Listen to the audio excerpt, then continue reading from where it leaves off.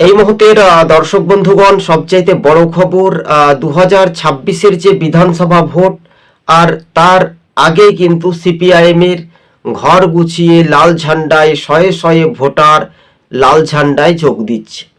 একের পর এক, কোথাও উত্তরবঙ্গ, কোথাও দক্ষিণবঙ্গ, কোথাও মালদা, তো কোথাও মুর্শিদাবাদ, কোথাও নদিয়া, কালীগঞ্জের যে নির্বাচনটা আপনারা দেখেছিলেন, তামান্নাকে হত্যা করেছিল তৃণমূলের দুষ্কৃতীরা, আর সেখান থেকে সমবায় ভোটে বামেদের জয়। বাম জোট, প্রগতিশীল বাম কংগ্রেস, তারা জোট করে জয় লাভ করেছিল 9 আসনে।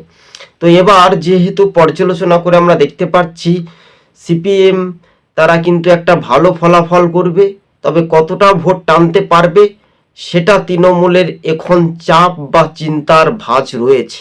তবে হাজার হাজার মানুষের যে ঢল বা জনপ্লাবন, আর সেখান থেকে সিপিআইএমের তরুণ তুর্কিদের একটা স্লোগান বা নির্বাচন, সিঙ্গুর থেকে শালবনী ক্ষেতমজুরির কান্না শুনি এই তৃণমূল আর না।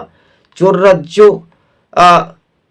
একেবারে এই যে চোর রাজ্য, পুলিশ লুকায় টেবিলের তলায়, এই তৃণমূল সরকার আর নয়, প্রকাশ্যেই কিন্তু আমরা দেখতে পাচ্ছিলাম। কিন্তু এবার 26-এর বিধানসভা ভোটে বাংলাতে বড় চমক দেখা যেতে পারে বামেদের, আর সেই ভোটটা যদি তৃণমূলের কাছ থেকে টানতে পারে তাহলে তৃণমূল হেরে যেতে পারে। দর্শক বন্ধুগণ, আজ এই পর্যন্ত। সবুজ